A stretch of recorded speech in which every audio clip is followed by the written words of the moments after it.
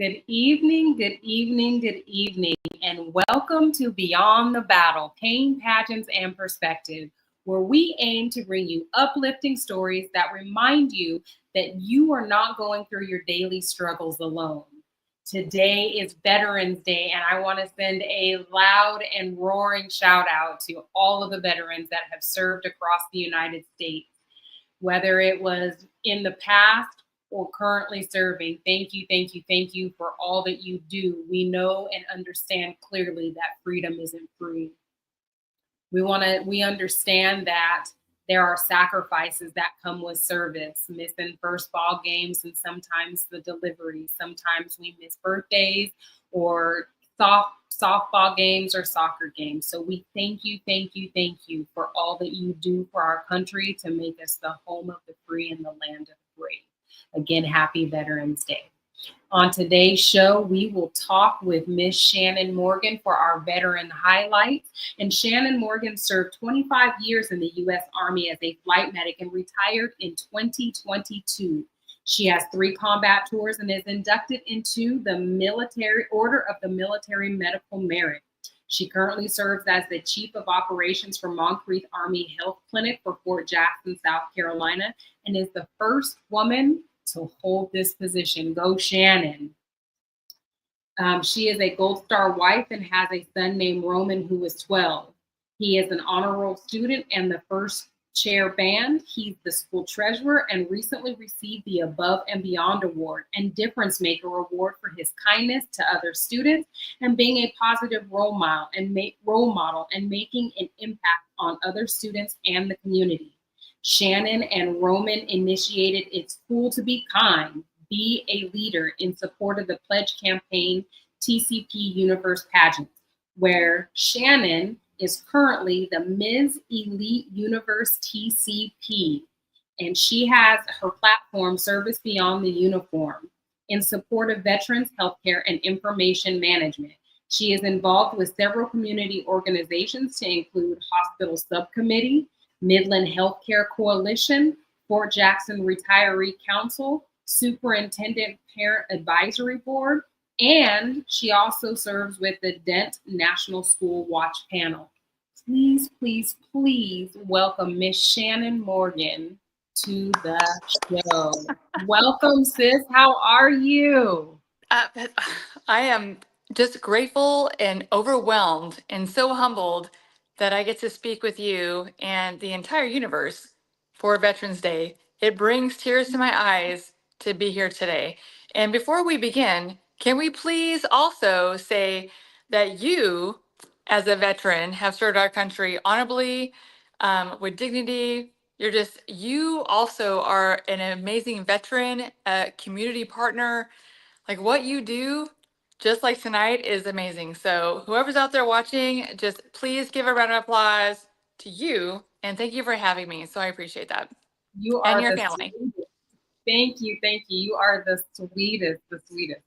So now, so first, I've done a pretty thorough introduction of you. What else? Tell us what else. So what made Shannon want to join the Army? So I don't have anybody in my family that's military except for my grandfather. And I didn't know that until I joined the military.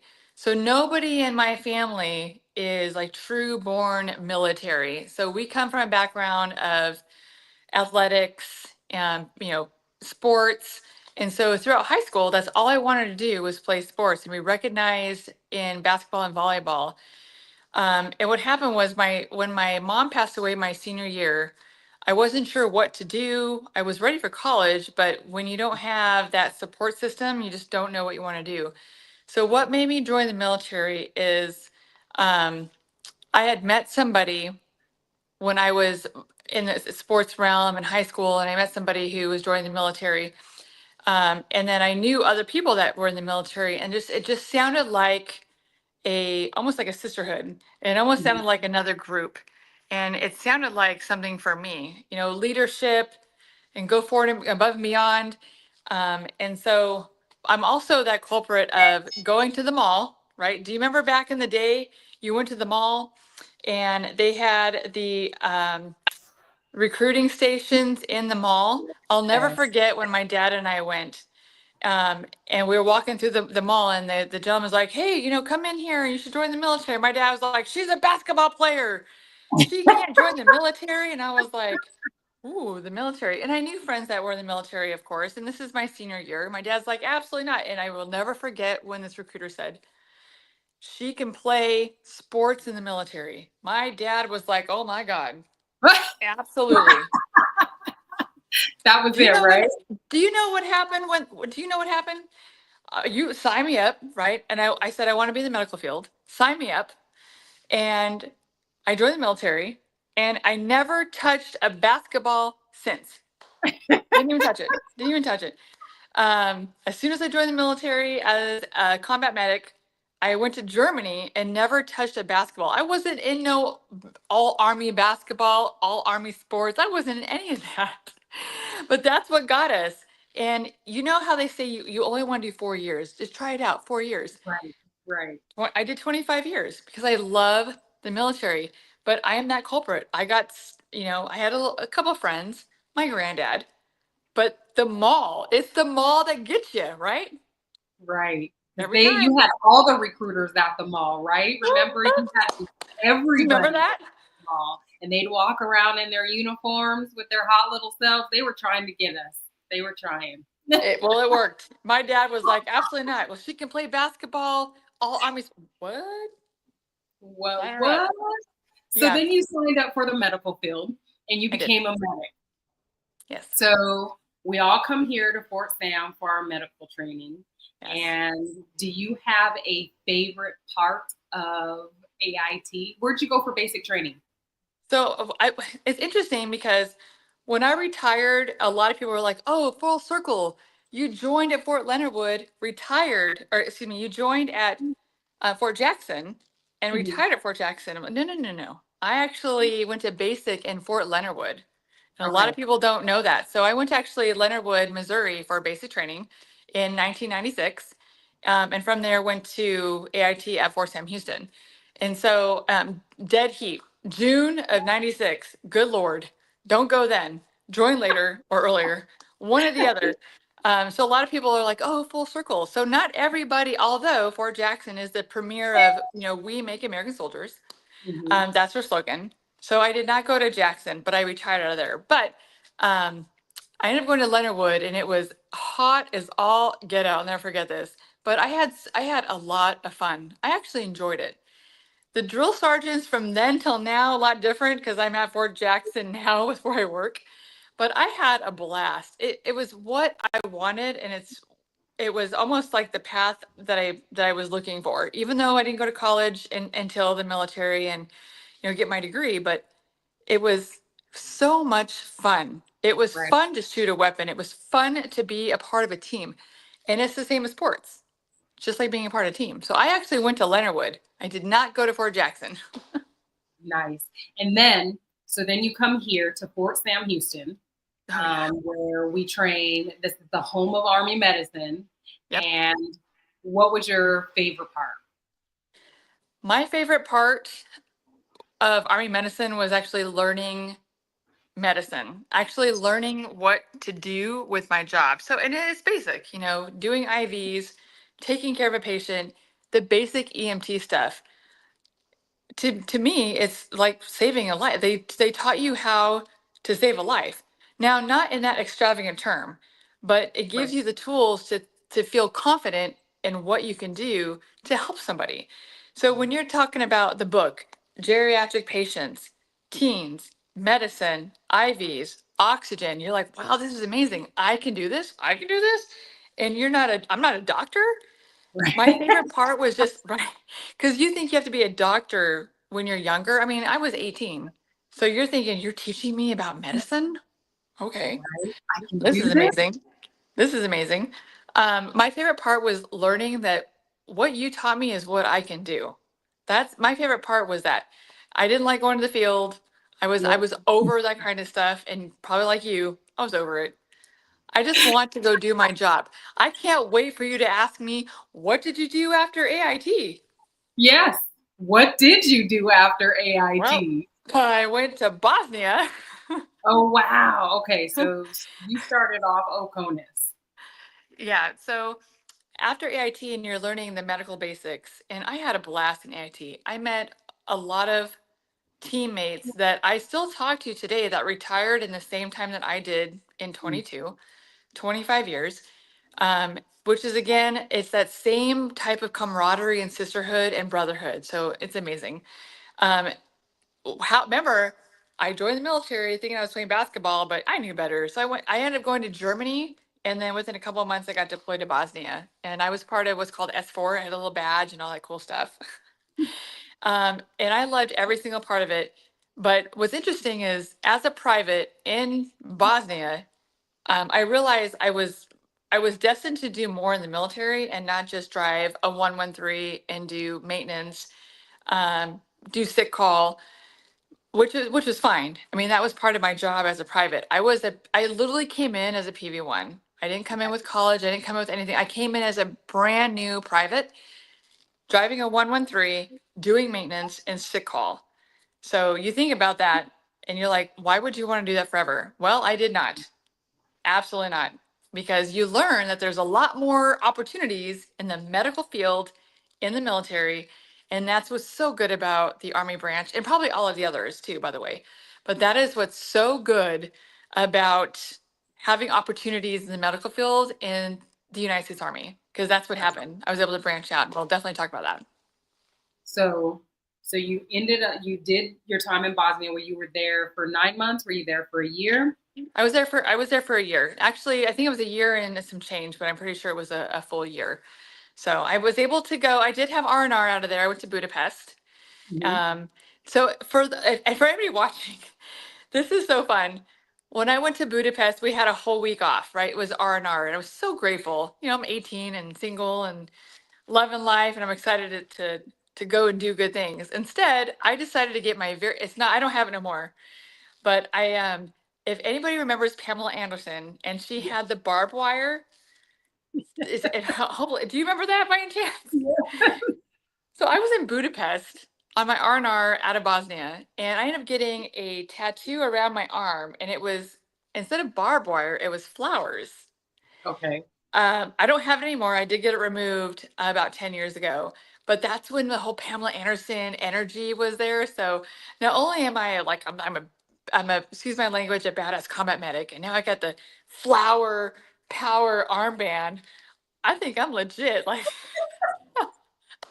That's fire, right? I'm telling you, I am telling you, I had the best intro to the military. I mean, Bosnia was amazing, Budapest, and just my intro to the Army and living life. And my dad was so proud of me, of what I was doing, and my family. Again, my mom had passed my senior year. So I know for a fact that if she knew now what I've done for 25 years, she would be elated. Again, there was no cell phones, there's no social media. So you can imagine when 95, when my mom passed, and then joining the military in 96. So yeah, I don't have that no more. Yeah. I did get rid of it because that was part of my wanting to do pageants and want to do things. And I mean, I don't think it was a mistake, but it was not cute. It was So speaking of it was cute. tattoos, I tattooed myself my whole career and then thought about pageants. What? Oh Okay, my God. first of all, you have some really nice artwork. Okay, we're Thank talking floral barbed wire looking thing. Come on now. One of Yes. my soldiers, wherever he's at out there, Andy Anderson, somewhere in Colorado. Thank you for starting the best art sleeve and cover up ever. Thank you, thank you, thank you. I I think like that. Andy is still out there somewhere tattooing. So if you make it to Colorado, he's out there. And wherever Flip is, was amazing and instrumental in all of that too. But Love enough of that. that. So what was next? So you did your time in Bosnia, you grew up, and you hit the NCO ranks running, right? I did. I did. One of the things that I knew when I was in Bosnia, that when my next station, and everyone's like, oh my God, Fort Irwin, that was my next assignment. Let me tell you, Fort Irwin, I had a blast. I was stationed there twice. I got to Fort Irwin in 98, and I was, again, was a ground pound combat medic, sick call vehicles. But I knew that I wanted to be a flight medic. And so when I was finally able, after making the NCO ranks and going to school, that's what I wanted to do, being part of Dust Off and being a part of that elite group. And so I'm very grateful for going to school and being a flight medic. But Fort Irwin is what changed that. When I was in the field, like every single month, because that's what the National Training Center was. It was field time, always in the field. Again, I'm single, I'm young, no family, no nothing, living in the barracks, so it was fine. And I enjoyed it. But I remember watching the birds. I remember watching in Bosnia, I mean, just watching this group. And I'm like, I want to be like that. I want to be a flight medic. And I was so grateful to go to the course because my next deployment in Iraq in '03, excuse me, my next Iraq deployment was in '06, but I went to Kuwait. I ended up going to Kuwait and I still didn't make it to the course. I'm sorry. Mhm. So that was my next deployment. So I was in Fort Irwin, Mhm. training, made the ranks, like you said, NCO, and then just hit the ground running with deployments back to back to back, like go, go, go. Because that's Mhm. the era that we were in. But I Right. knew I wanted to be a flight medic. And that's where everything changed between being an NCO and going to the flight medic course. And I'll never forget the work that I had to put in and the help that I needed to get to that point for the big part of my career. So Yeah. nobody knocked Fort Irwin because that was actually a really great place. I got to go there twice. I got to go there as a combat medic on the ground, go to school and deploy, and actually come back to Fort Irwin as a flight medic. So don't knock That's different. Irwin. I won't knock Irwin. I will just say that it ain't easy being cheesy out there for Irwin. It's not. Nobody likes it. Nobody likes Irwin and nobody likes Fort Polk. Nobody likes Oh it. my goodness. Oh my goodness. The world of work and heat and It is. swampland. Holy smoke. So then I met you for the first time at Madigan. What had you done? You had been in several different places. Wait, did I meet you first at Fort Carson? No, no. So Okay. I was no. We met at JBLM. Okay. Yeah. I thought you were the incoming one of the clinic people when I was leaving Fort Carson. You might. Um, Well, you I was might have. So I get that. I get that a lot. So I did go from Fort Carson to JBLM to Madigan. So when I got to Carson, they put me in fourth ID. So I was a Mhm. flight medic, and they put me in fourth ID. But so remember, the cabin left. So you just had fourth ID. There was no flight unit. But Derek, my late husband, was actually in 10th Special Forces Group. So when Okay. I got there, I went to Polk with them for an exercise, came back, and then they actually put me in 10th group. Okay. I was in 10th group for a year, had my son, and then I went to Evans Hospital, had my son there. I went to Evans Hospital because nobody knew what to do with me when I'm 87. Like, what do we do with her? But Right. I was very grateful to have all these opportunities. Fort Carson is amazing and so many Yes. opportunities. So we might have crossed paths, but I do remember our amazing time at JBLM, which I will never forget. What that has my heart. It's very disheartening to you want to go back to somewhere you love, but I can't look. The weather here in South Carolina, It's too just good, saying, huh? it's too good. It's too good. No, so Well, I definitely remember our wonderful time at JBLM together. I'll never forget it. And I have to give a shout out. I know he's not gonna be able to watch. He doesn't have social media, but Frank Morin oh yeah. is my absolute mentor to this day because of the job I have now as a civilian. But we'll get to that. I love Frank. If for some reason, because there are some people out there, Carolyn, any of you guys watching, give Frank big hugs, big hugs from both of us. Oh, So yes, okay. please. Yes, then please. then you get to retirement, Yes. and you have to make a retirement. Making the decision to retire is never easy. What was in that decision making for you? Um, Retirement wasn't actually in my cards at the time in 2000 and so in 2021. So during COVID, you and I and every service member that's watching and all of our friends, we want to be command sergeant managers. We want to get to that level. Like we want to go all the way. Like 25 years is a long time. And so what had happened was when I PCS to Fort Jackson, I mean, I was elated to be there. I got there during COVID. But during COVID, when the new OML system, anybody watching, there's a new system for promotion, and they never talked about RCP, retention control point. Like, you've hit your mark, you hit your time, you got to go, you got to get out. Not only was my late husband sick, but I didn't realize when the OML came out, I was excited. I thought, I'm going to get ready to school. I'm going to be a command sergeant major. I'm excited. I'll never forget when this person from S1 said, you don't have enough time. You're at 24 years. You're going to hit RCP. And I'm like, well, the sergeant major of the Army, Sergeant Major Grinston, has never, what do you mean RCP? I don't even know what that is. She's like, you got to retire. It hit me so hard that, I mean, I'm a PT stud, fitness leader, SAMC, I mean, all this stuff. And I'm like, hold on a second. I am the one, I feel I'm one of the best of the best. You want me to retire? It was so hard to swallow to retire. I wasn't ready, but it was the best decision I ever made. And we'll go into that when you ask. The best decision I ever made to retire, because of my family and where I am now. But that's another information gap that we have. Like, if you don't, especially as a senior leader, like, I had no idea we still had RCP. I had no idea I had to retire. And when you retire, I had this is why I'm so passionate about the service beyond uniform and information gap. I don't know how anybody else felt about retiring. I literally had listen to this. I had a phone call the other day, and it was from a retired command sergeant major. He's a good friend of mine.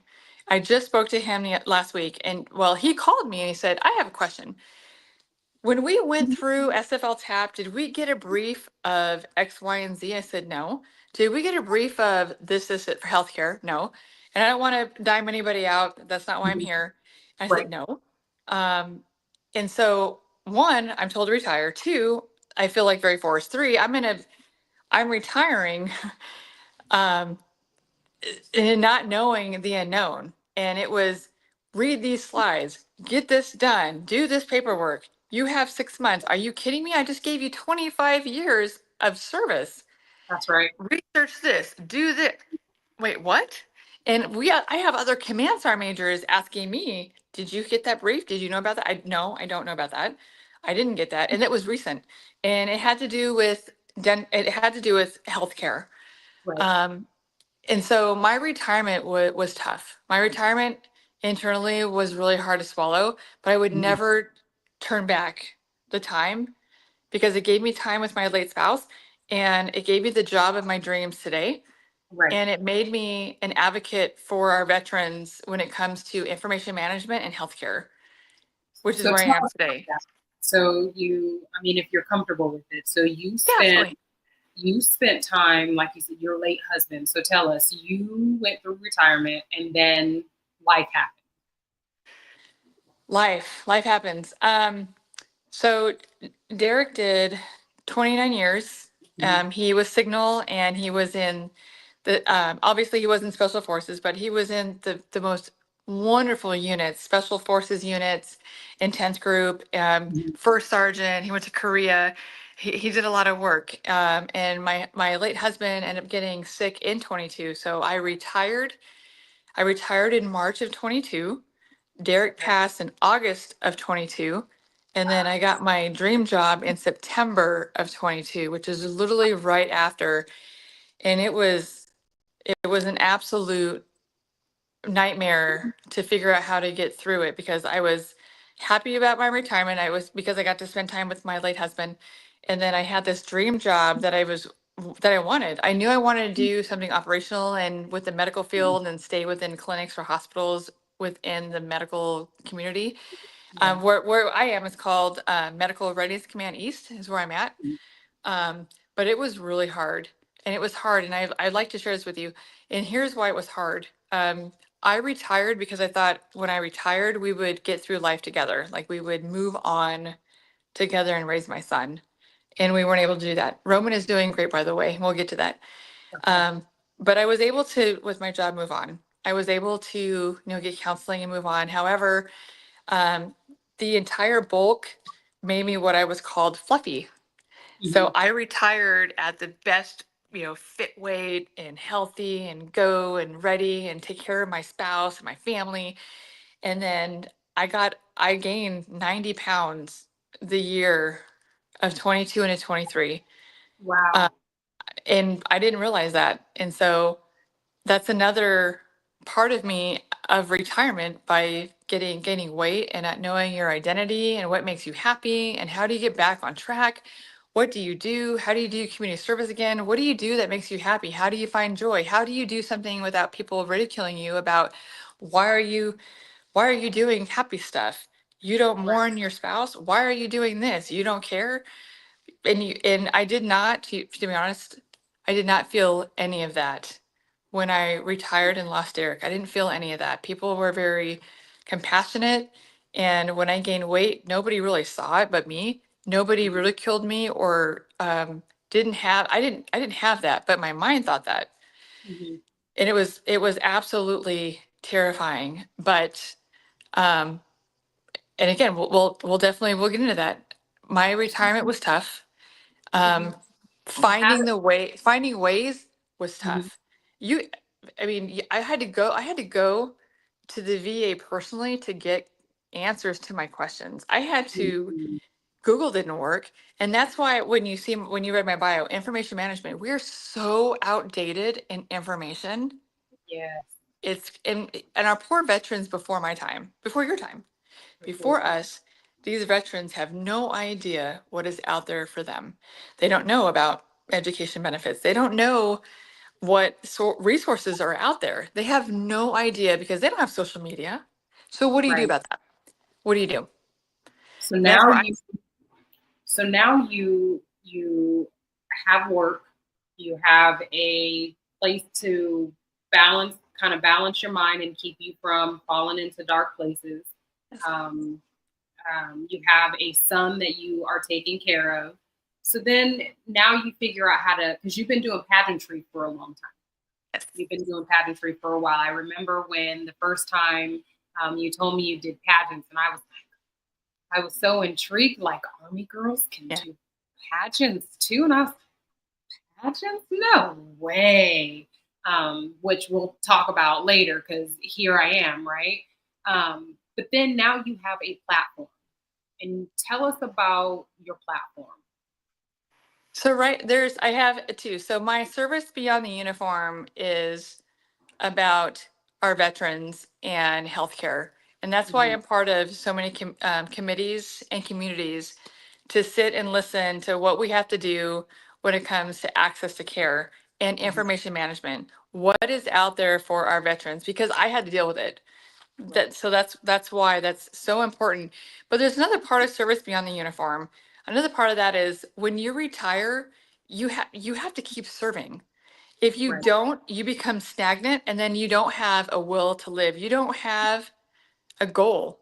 And so you have to keep the community service. But what happened was you retire, lose a spouse and get a job, like you lose all your identity. Like you don't know what's coming and going. And right. that's tough. And just like you, when you have healing through service, that's exactly what we do. We have to figure out how to connect the dots and keep serving our community. And mine is to serve our veterans and to make sure that they understand what is out there to do. Now, Mhm. as a Ms. Elite Universe, the reason why I support the pledge campaign is not only is it a great opportunity to raise awareness for domestic violence and for bullying and echo kind words for our kids, Mhm. is what it stands for. And as Miss Elite Universe, one of the things that we will do is promote the pledge campaign. So that is kind of taking my precedence for that. And here's why.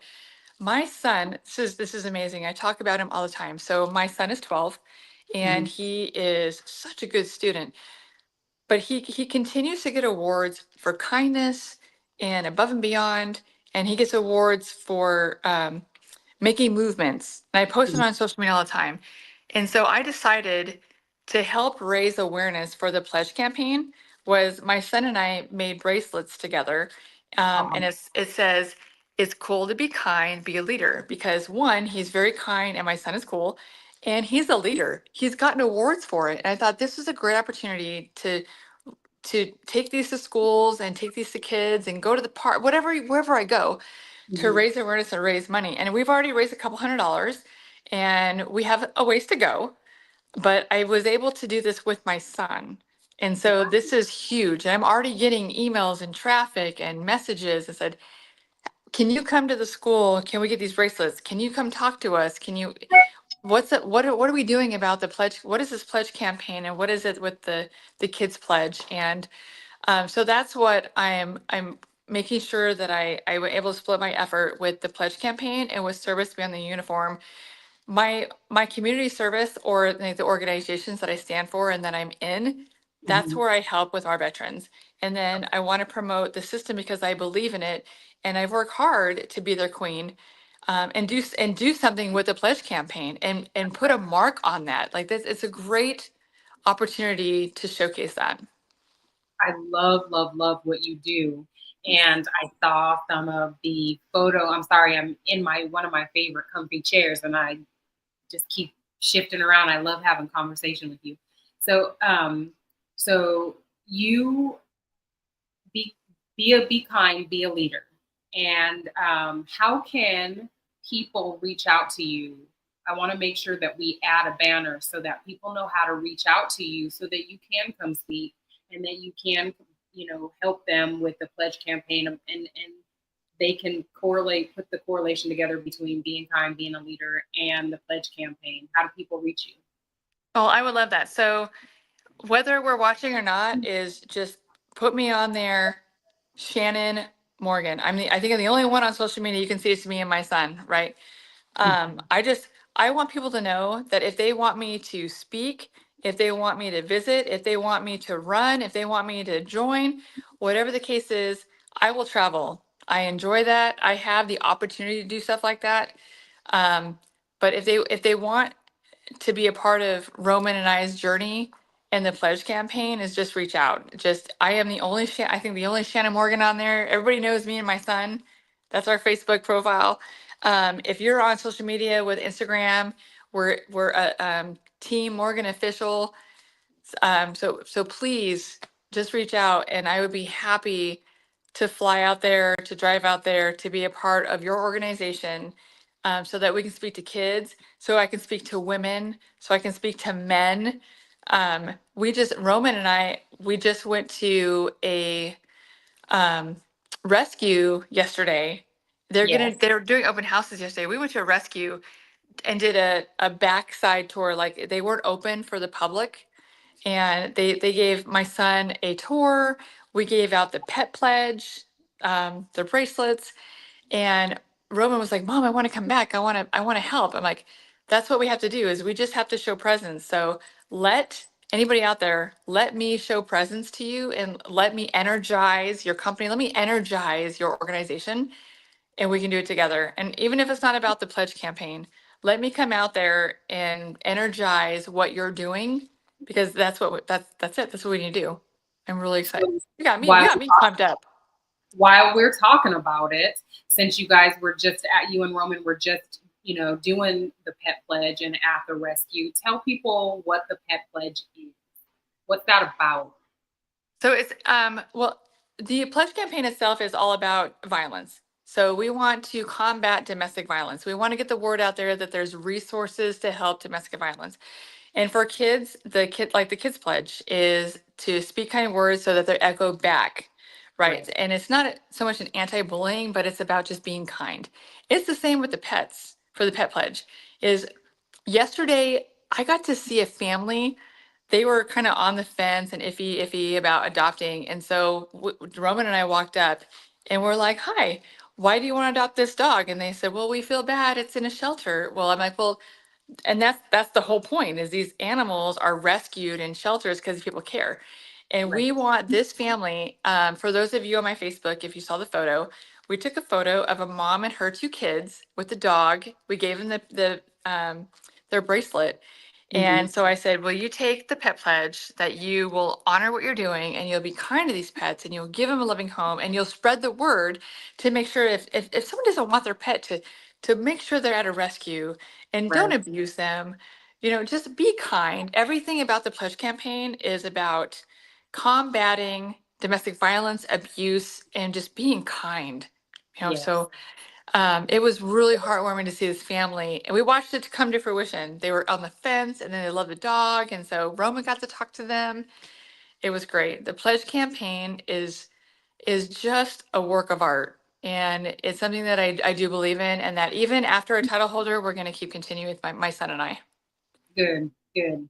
I like what Sabrina has going on there. Yes. Okay, so now you are Ms. Elite Yes. Universe TCP. That's right. And I see that beautiful crown up there. Woo! So do you have upcoming events? What I know, gorgeous. Isn't it just gorgeous? It is. I'm very blessed. What do you have coming up? Oh, okay. I'm very excited. So I'll go ahead and share this with you now. Okay. I did put a reel on. I took it off because I wasn't sure. Maybe it was too premature, but I will go ahead and put it out there. So I am very excited to host a virtual 5K run. You'll be able to sign up on 1 December, and it's to stomp out domestic violence. And what I did was I took the pledge campaign logo, and I have medals being made. And so as soon as I got the medals back, I'm sending it to our director and to the right people to make sure that they love them. And so I'm going to host our very first 5K run to stomp out domestic violence for the holiday season. That will be open on 1 December, and I'm very excited. And then I have a bowl-a-thon right after that we are working on, me and a couple of ladies from Fort Jackson. So they are called Family Advocacy. So they are also about domestic violence awareness and prevention. So they're going to help me with a bowl-a-thon. And in between, my son and I will definitely do a lot of our community events with the Transitions Homeless Center for the holidays, and just making sure that we go to make our presence known. But that's what I'm doing personally, is I'm going to host a virtual 5K run for our queens and anybody else that wants to sign up. So I'm excited about that. Make sure when you get your flyers out there and all your media stuff ready and published, make sure that I have it, because we will blast it out and we will be following up to keep up with what you're doing. And I would love, I can't wait. I'm going to join the 5K. I'm sure my husband will do it. We've always been doing our 5Ks together. So this should be super duper fun. Yes. You said that you're going to continue with even after your reign. Are there any additional titles that you can go for? Are there any more international titles maybe?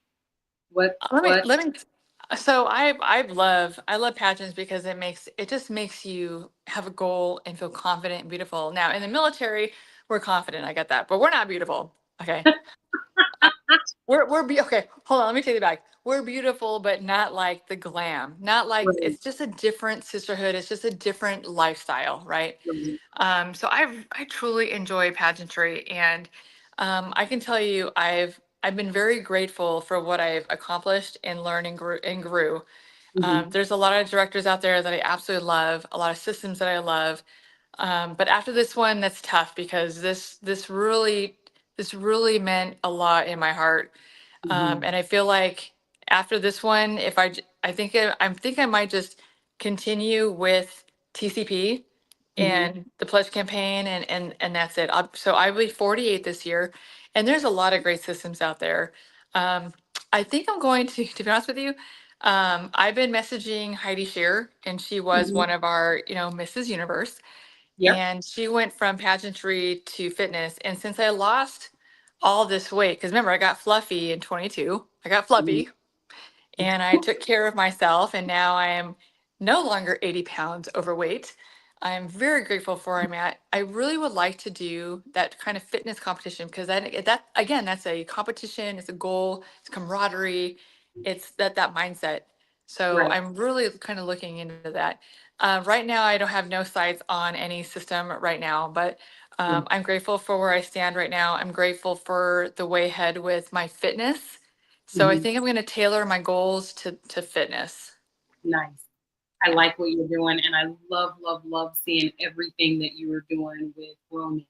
So for women who served, let's talk about that. Let's dig into that a little bit. I want to be respectful of your time and make sure that I'm not taking you away from. Oh no, my son's already in bed. You're fine. Let's chat about that because it is Veterans Day, and we've all, as women, many of us have our stories of, somebody asking us or reminding us that, it's our husband who served. So on this Veterans Day, between pageantry and the battlefield, a woman who is like, what do I do next? How do I figure this out? How did she get from pageantry? How did she get from the battlefield to the stage?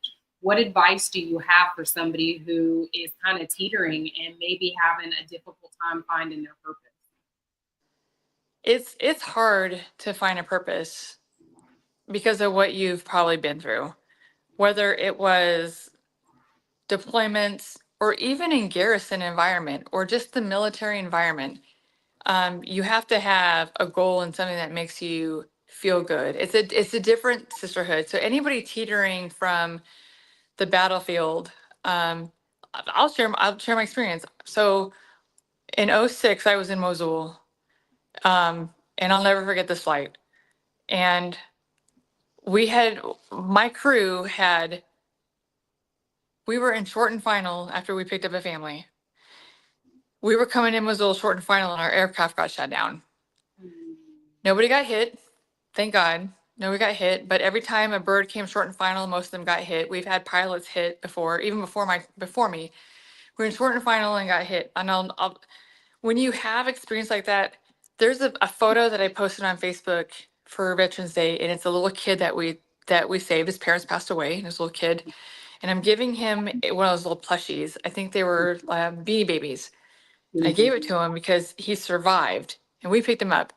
And so you have to remember that you did good for something, for someone. Like you did good, and take that good and do something for yourself.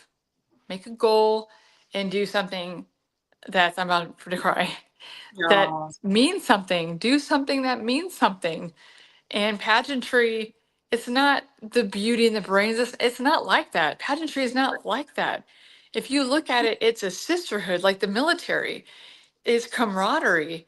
These ladies, the systems that I've done, the past 3 pageants I've done has been nothing short of just great. It really has. And I would tell you different. I would tell you if it's the cattiness or look at me, and it's not like that. It is people that want to hear your story. It's people that want you to succeed, and it's people that want you to have goals. My goal was to feel and be beautiful, to have a goal and get my confidence, to be part of a sisterhood, to be a part of something, just like the military. So on the battlefield, it's completely different. It's I don't know how to describe it. Um, we've all been, most of us that are on here probably right now watching, and you and I, we've been deployed and we've seen some stuff. And what I've done is I have taken all that I've done and all the things that I've seen and all the death that I've seen, and I've channeled it. And I say, you know what? I survived all that. I need to do something good for me. Let me channel all this and do something good and meaningful. Yes, absolutely. Sorry, that was my my puppy in the back. She's got No, you're cancer. I just put my hand over the mic like, oh man. I know, I like that. So that's what I would do for women that are struggling with some kind of common ground, or what do I do next? Look at pageantry, look at the sisterhood, look at these sisters, multiple systems out there that will fit you, but it will fit just like you, your community service and healing through service, that is spreading worldwide. People are hashtagging that. People are following you because they love your journey. And that's what we're about. I want people to follow my veteran journey and know that you can be in the exact same shoes I am because you have that confidence. You've taken what you've done, channel it and do the greater good. I have survived a plane being shot at. I have survived 3 deployments. I have survived grief, and I'm going to put it to the greater good. And look where I'm at now. I'm very happy. I'm healthy. Life is good. You are a shining light, and I love to see that bright smile. And when we were in Georgia, McDonough, we heard so many stories of strength and survival. We heard, the queens go through a lot. You know what I mean? It's not. I love how you say that it's not just the beauty. These are business women. These are, councilmen. These are, people doing big things in their community. These aren't just women putting on swimsuits saying, "Here I am." So I really love, that you take your energy from the battlefield and you can ball all of that up into a passion, whatever it is that's from your heart, and you can create that light in your community. And that's what I took from what you just said. And that what you said was absolutely beautiful, absolutely gorgeous. And I love all of that. So as a senior leader in the military, and I'm on this journey because I told you that my middle son is 17 and he's on his journey to becoming a military service member. So for these youngins out here that are considering military service, and we've had our own struggles and our own challenges, and we've had our happiest moments. And most, this day and age, people are like, being in the military. What do you say to those that are thinking about joining any branch of service? Well, I would tell anybody that's young, out of 18 years old, ready to go, is to just do your homework. Do your homework, and choose what is right. Every branch has great programs, but you have to do your homework. And I would tell you, there is a gratification of serving your country. So there's a lot of organizations out there, a lot of businesses, and they're part of teamwork and camaraderie. All businesses have that model, right? But there is something about you saying that, I think it's the 1% still. If it's not right, I apologize, but it's that percent that you Right. served your country. And what Right. happens is, if you do the first 4 years, I guarantee you're going to go past that. Everyone I've served with and people that I know now do 4 years and they go, and then they keep going because they enjoy it. But I would tell, like your son, like we've talked about, there is opportunities to grow. Choose what's going to help you grow and that's going to help you make a difference. Don't choose something because you have to or pressured. That's right. But you truly will have a gratification in anything you do. But there's just something about saying, I served in the military for my country, regardless of the situation. You'll be Right. proud. Thank you. Thank you. Thank you. Thank you. So as we close out this evening's show, we want to thank Already? you again. No, right? It's Yeah. winding down already. This was a great show. Like, I love getting my comfy position and changing positions and all of that. I mean, we had good conversation. So any words of advice? We are in a Veterans Day always is always close to my heart, but it's always a little closer during election season. And there's so many emotions and so many things going on in the world right now. What advice do you have? I know that, I would say that we go back to just, it's cool to be kind, be a leader. What do you have for advice for our listeners? Um, my advice for current service members and our veterans is, go seek out a veteran and let them know that you appreciate them. We're going to lose that generation. We're going to lose them fast. And I spoke about that today. I went to my son's assembly and with other veterans, I took a photo with a Vietnam vet, and he thanked me for my service. And so I thank you for your service. My advice is, as a veteran, is don't forget the generation before us, because they're going to be done. And then we need to build our history of Right. what we've done, and we need to go out there and speak about it. And we're not doing a good job with that. We share your story. It doesn't, and anybody, I'm telling you, anybody will listen. They'll be so intrigued about your deployment, or maybe in garrison, how you're an HR tech, and maybe how fine, it doesn't matter. Veterans love veterans stories. Or even like your son, I guarantee you went to, if you go to somebody of a younger generation and you tell them a story about a flight or a patient experience or the time you went on R&R, they will love that. That's sharing stories. My advice right now for Veterans Day is share a story to keep it alive. I love that. I love that. For the rest of the month, that's what we're putting. We're hashtagging share the story, military, Share the story. hashtag military history. That's what we're doing.